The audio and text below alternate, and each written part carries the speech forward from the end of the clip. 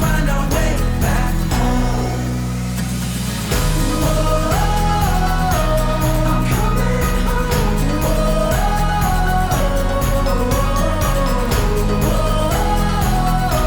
I'm coming home. We'll find our way back home. All right, well, welcome everybody. Welcome back to the channel, I suppose. You know, for those that aren't aware or new to the channel, my name's Jonathan, and I'm here to talk to you today about paddle fishing. If you guys weren't aware, there are paddlefish in Montana. There's actually 3 different tags for them. And today I'm going to read the regs for you. I printed those off. By no means am I going to give my interpretation of them or give you any advice on them. I'm just simply going to read them so that way you guys are aware. I know there's been complaints of them being kind of confusing, but if you know where to look, it can be pretty easy to discern what you should do or shouldn't do. And paddle fishing, thankfully, is pretty straightforward for the most part. It does get a little murky when you get into like the Yellowstone area. But otherwise, yeah, I'm going to read the regs for you a little bit, go through those, kind of go through my setup and show you how I like to do it, and then kind of show you a knot on how to do your rigs. Over the years, my best friend and I, we've done very, very well. You know, he's fished it, has to be about 6 years now. I'm going on to my 5th year. No, yeah, maybe he's on 7 years. Anyway, quite a few years there. We haven't missed a year, even through the COVID years when they were really limiting it. So, needless to say, we've found a lot of good success. And whether it's a keep tag or a snag and release, which is available for where we're fishing, it's been some fun years when you seem to never go without seeing a fish. So unfortunately this year I did not draw a keep tag. My lovely wife has drawn hers. So it's going to be all hands on deck to help try to get hers up on shore and get her keep tag filled and see how that goes this year. It's been kind of a brutal winter, so I'm not expecting a whole lot of runoff.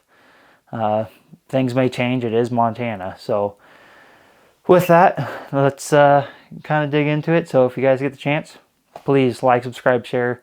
It helps me out tremendously. It gives me at least some good analytics, and that it helps know that I am giving you guys information that you are seeking and can try to pass on any information and knowledge that I can on to you guys. So please, again, like, subscribe, share. Thank each and every one of you. So let's get into it. First and foremost, if you go on to fwp.mt.gov, I think is the web address, you can navigate through fish to regulations, and you can get online regulations.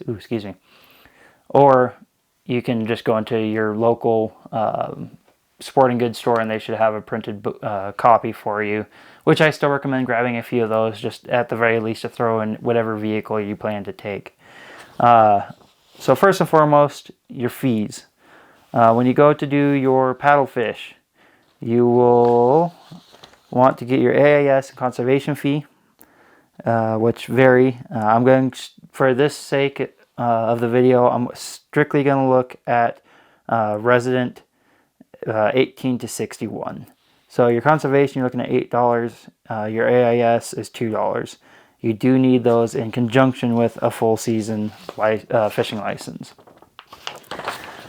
Now, in addition, anglers must also purchase a paddlefish tag to fish for paddlefish. To purchase a tag, all anglers must have a valid conservation license, an AIS prevention pass, and a fishing license. Limit of 1 paddlefish tag, 1 fish, per person. Resident is $6.50. Non-resident is $15. So that's thankfully fairly straightforward as to what you are going to be paying. As far as your full, I guess I didn't cover the full season license. For a resident, 18 to 61, you're looking at $21 for a season. So the other part of this, most of, if not all, your paddle fishing is in the Eastern District. And so you'll flip your book over to page 73, where it starts your Eastern District for fishing. And through there, you will find your basic generalized methods of taking fish. This is going to come into play as we move along. So, for open water, rivers and streams, 6 lines with 6 hooks per line. The line must be attended and in regular's immediate control unless there are used as set lines. See regulations for set lines on page 19. Obviously, it covers lakes and reservoirs. We are fishing river, so I'm only going to cover the river section there. So, snagging is allowed for 1. Chinook salmon at Fort Peck Reservoir only from October 1st through November 30th. So that's kind of a cool opportunity there. 2. Paddlefish by anglers with a valid paddlefish tag and license during an open paddlefish season. See General Standard Paddlefish Regulations. And then non-game fish on all open waters in Eastern District except Missouri River downstream from Fort Benton. So for you guys that know the area, just so you're aware. So, continuing on. General rules, regulations. Paddlefish season summary by river and river section. This is found on page 77. There's 2 rivers you can fish here in Montana for your paddlefish. You have Missouri River and the Yellowstone River. Of the Missouri River, you have Fort Peck Dam to Fort Benton. Fort Benton's closer to Great Falls. Fort Peck Dam's closer to the North Dakota border. From there, you have the Fort Peck Dredge Cuts, which is just below the dam, if I'm not mistaken. And then you have Fort Peck Dam to North Dakota line. There's a corresponding color that you are associated to each of these. So Upper Missouri, otherwise known as Fort Peck Dam to Fort Benton, is white. Dredge Cuts is blue. Dam to North Dakota line is yellow. And the reason this is important as you look through it, even more so as you get into the Yellowstone River, is if you go across your graph there, you'll see you have harvest days, and that is critical. The one most open is the Upper Missouri, which is the one tag you do have to apply for. That's open all days, from I think it's 6 in the morning to 5 in the evening, but we're going to check on the regs as we are responsible anglers. But as you move down the list, you will see there are restricted harvest days. So harvest days, for example, on the Yellowstone primarily consist of Tuesday, Wednesday, Friday, and Saturday. Those are the only 4 days you are allowed to fish. So moving through the general paddlefish regulations. Each angler must cast for hook and reel in his or her own paddlefish. It is unlawful for another person to do so. It is also unlawful to loan tags or use another angler's tag. It is unlawful to snag paddlefish via boat trolling. Casting from an anchored or drifting boat, however, is lawful. Any fish other than paddlefish caught while paddlefishing must be immediately released alive. I'm going to leave that one be. Bow and arrow, lawful on harvest days in sections of river open to harvest in bow fishing only area. Unlawful for catch and release. This is important. Hook size is limited to an 8/0 and smaller for all paddlefish snagging. Gaffs, no longer than 4.5 feet in length, may be used to land a paddlefish that will be harvested. Gaffs may not be used to land a paddlefish that will be released. Any angler tag locked shut prior to attachment to a paddlefish shall be void and is not replaceable. Any altered or modified tags shall be void. Voided or lost tags are not replaceable. So, my bit of advice to each and every one of you that is fortunate enough to draw a lock tag or get your over-the-counter tag. As soon as you get it, they come pretty much ready to go. All you have to do is shove it shut. If you bend it open a little bit, you'll see one side's fixed just like a padlock. The other side's open.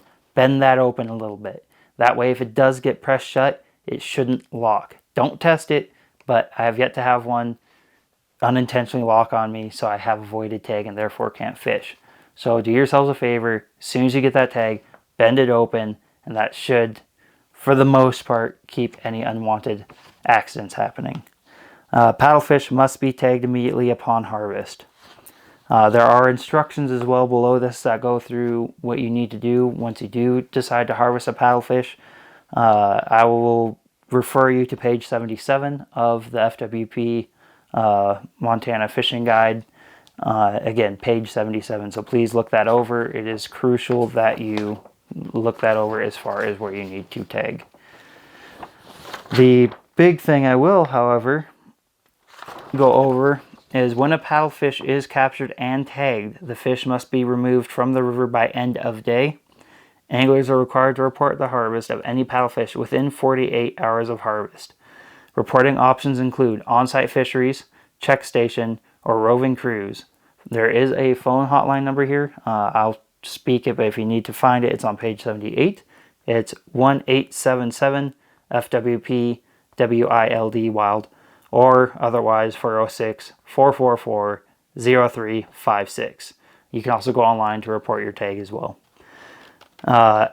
The thing you need to be prepared for is, and it'll come on your card, you'll get a bill card as well that you will record your information on. But this is what you need to be ready to do when you hopefully fill your tag. So, if anglers reporting a harvested paddlefish will provide the following information: angler tag number, jaw tag number if there is one, length, which is eye to tail fork, sex, if you're able to tell, generally once you cut them open, if they have roe, obviously it's a female. If it's just, you'll see big white glands, that's a male. Date of harvest and harvest location, as best as you can describe. Additional information that may be collected on site includes weight and age structure, a jaw section. There are certain areas where there is a crew that is stationed that will take a jaw sample, which is pretty cool. You'll make your FWP account, and once they age that fish, you can see, depending on your length, might give you an idea, but that jaw sample for sure give you an idea, and you'll be amazed at how old these fish actually are. So if you have the opportunity, please take it. It is kind of wild to see.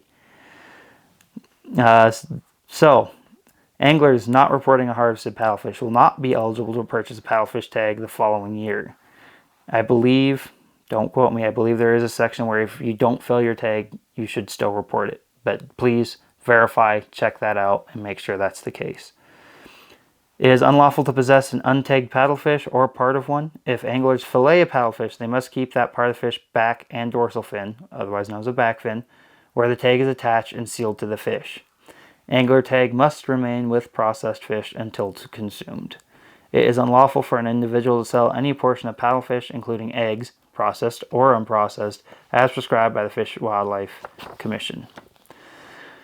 So, those are your general rules and regulations that you should really keep in mind as you go along. They are pretty well, you want to know.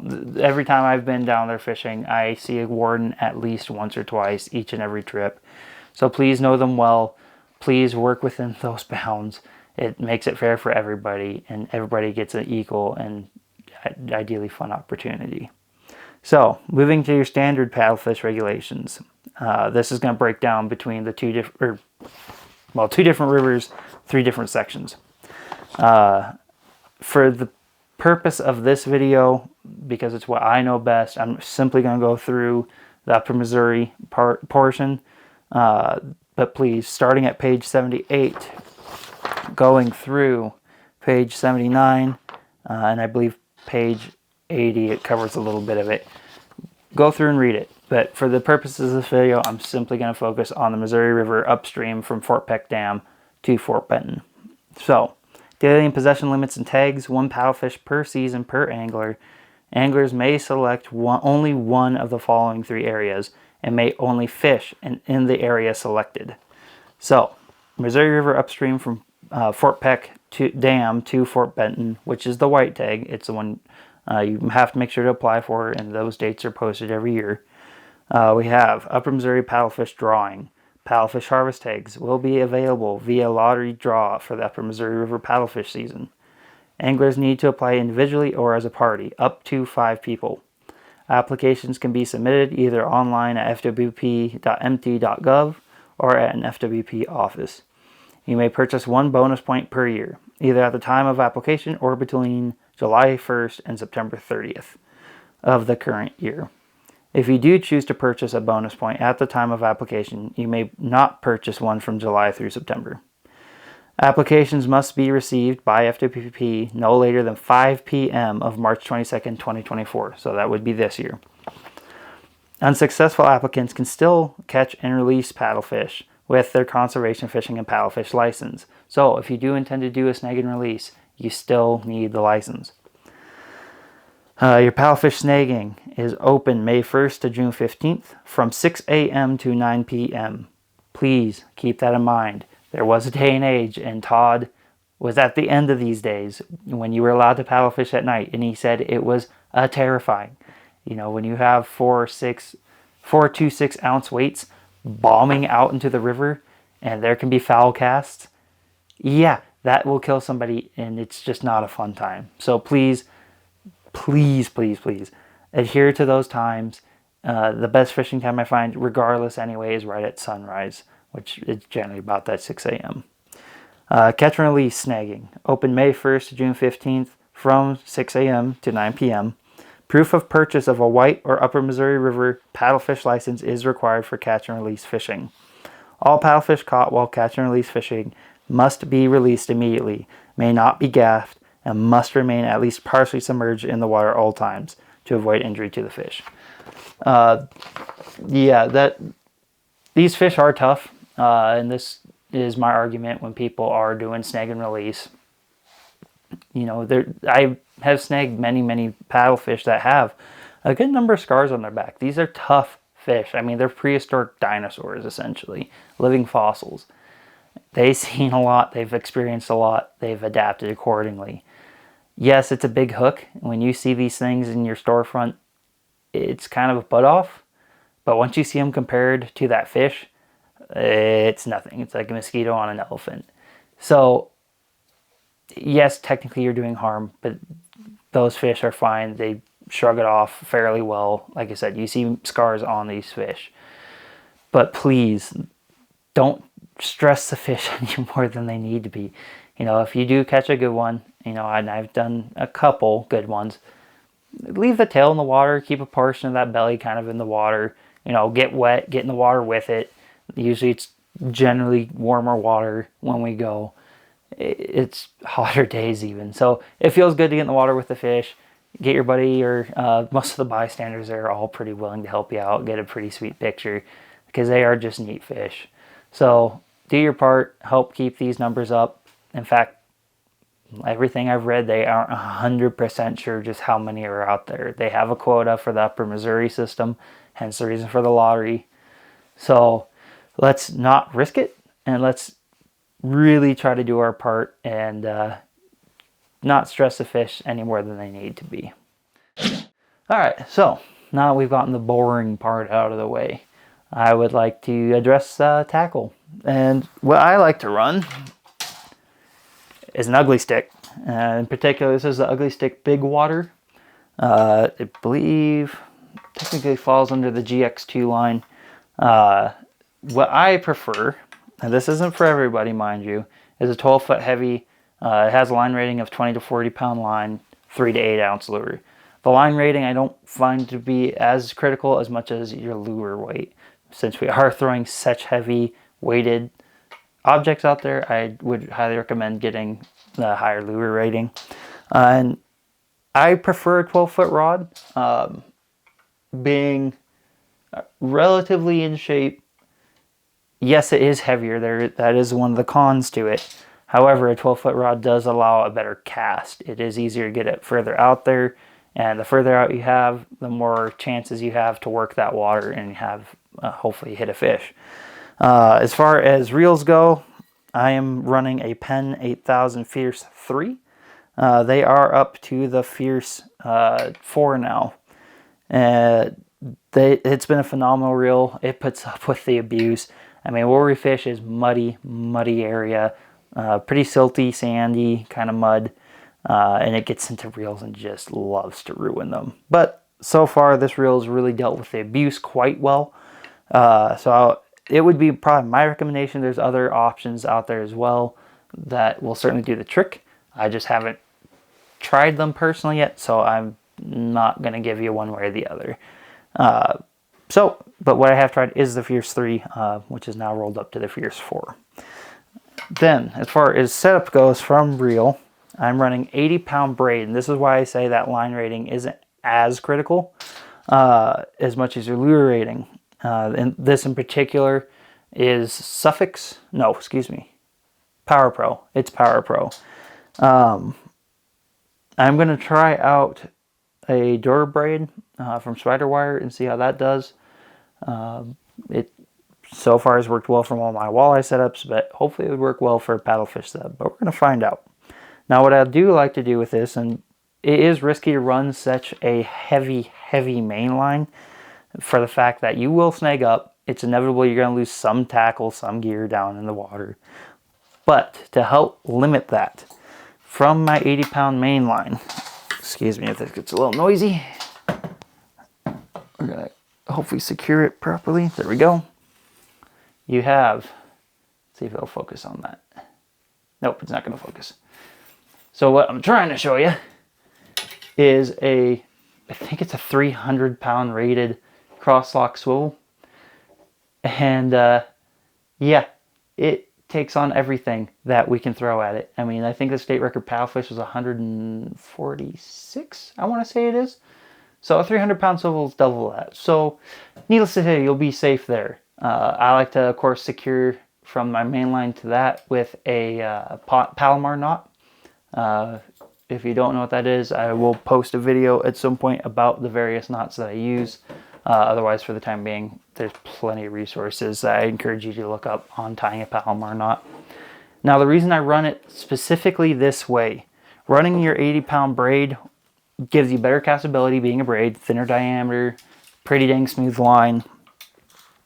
But what I run, instead of going direct with my hooks, I make pre-rigs. So if I have a keep tag, I will tie up 2 hooks. And I will do this the night before, I'll do it the week before, I'll do it while I'm there, you know, whenever you have time. And so it's going to be kind of hard to see, so I'll stand up and kind of show you guys here. You got your line. Yeah, let's see, come on, focus up, camera. There you go. It's trying to focus up for you guys. You got your line coming up to a second hook to your bank weight. Now, one of the reasons I really like bank weights is their castability, their price. In a pinch, you can use cannonball weights. They do the job. But these, being a full lead construction, are also softer. So sometimes it's just the weight that gets caught up in a snag. So that neck, yeah, I can bend it with my fingers. Sometimes just that little bit of give can get it back for you instead of shooting out your rig. So that is my basic setup. I mean, when you're looking at paddlefish rods, anything from 8 foot all the way up to 12. If you want to try it, they do make a 14 foot, I believe. And I might just do that just for the heck of it. But so far, 12 foot's been my sweet spot. My wife, Emily, has done really well with 10 foot. I've talked her into 11 foot this year just to try to get a little bit better castability out of it. But, you know, if you can handle a longer rod, I recommend it. If not, it's not a big deal. I've caught paddlefish practically at my feet. You don't have to bomb it all the way across the river, especially on a high water year. The perk to running a little bit shorter rod is on a particular high water year, you don't need nearly as much room to cast. So there is that bonus. So with that, you know, I'm sure by now you guys are wondering, oh, that's a pretty sweet rig. How do you do that? Well, I have resources for you. So what I like to do is I'll pick up a spool of 50-pound big game mono from Trilene, and that's what I like to use as my leader line. I'm not entirely sure what brand of hooks these are. There's various brands out there that sell them, but these are 8/0 hooks. I mean, these things are quite sizable. So Eagle Claw, I think, makes them. I'm sure there's a couple local guys that do it too. But yeah, like I said, just as long as you are 8/0 or smaller, it's a legal hook. And you are allowed 2 hooks per line. So what I'm going to show you here is how I tie this rig up for tying these. Yeah, I like to start with at least 6 to 8 feet of leader, probably closer to 8 feet so you have a little more room. Double back, pull the loop through, okay? And then you want to keep it clean and in line as you do this. Any overlaps, Any kinks is going to be a weak spot. You want this as strong as possible. Okay, so once you do your 3 to 4 wraps, you'll take this loop that you have on your finger, lay it over one of your 3 hooks that you have here, and start to snug it down. You don't want it tight, just snug. Okay, at this point you will take your tail. You're going to get to the end of it. And then you're going to take it and feed it back through. Now you can see one side is where the line entered the eye and the other side is where it exits. Go with the side where you initially entered on that eyelet, okay? That's critical, otherwise you're going to just undo what you just did. So then take your tail and you're just going to feed it down the shank of the hook. All the way through, straight through the bottom, and then just feed it through. Okay, and then boom. Once you have it fed through, go ahead and give her a good pull. If you're using the 50-pound big game mono like I like to use, it's yeah, you can pull on this stuff and it shouldn't break. If it does break, get new stuff. Okay, so now we've tied our top hook. So then I like to run a solid 4 feet minimum, if 3 to 4 feet, let's say, down to my next hook, and we're going to just repeat. You're going to take it, double the line back on itself, run it through the eye of the hook, okay,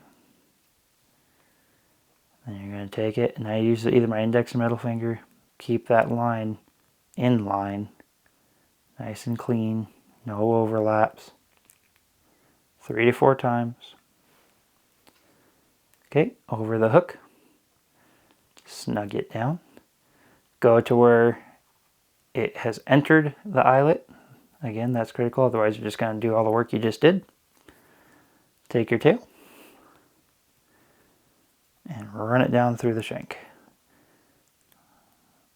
And as long as you didn't get this too tight, if you're having trouble getting it through one of the loops, not a big deal. You could just work a little bit of looseness into it. Straight through the bottom.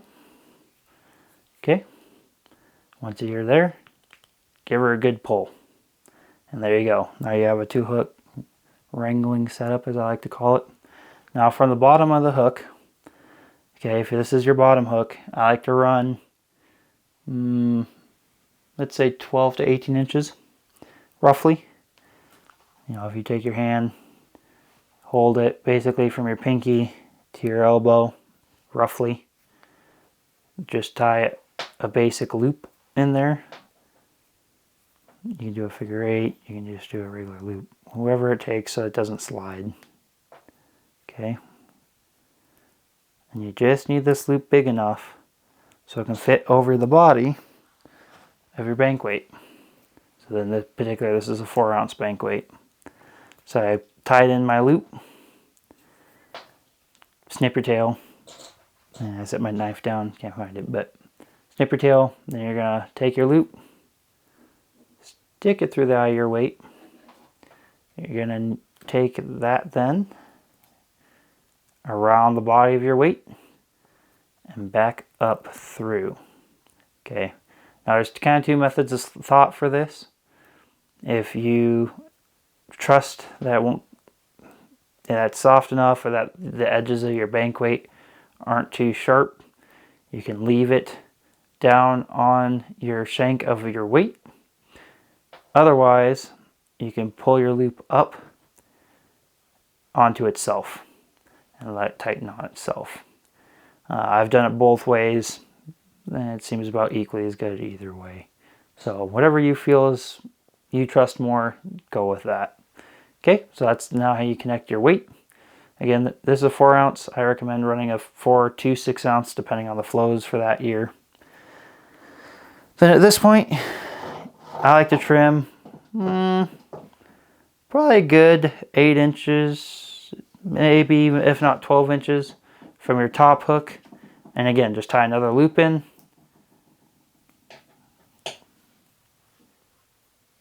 Boom. And then it doesn't have to be any real size to it. It can be small, maybe not huge, but it could be big. And that's what you'll then put your crosslock swivel to. Yeah, so that is my setup for catching and snagging paddlefish. So with that, I wish each and every one of you guys the best of luck in filling your tags. I am a little salty. I'm on year 4 of not drawing, but it happens. So hopefully next year, with any luck, I'll get my keep tag. So I'm going to be running around with the camera, chasing around Emily and Todd, watching them get their fish. I'll snag a couple myself. Hopefully the crews will be there this year.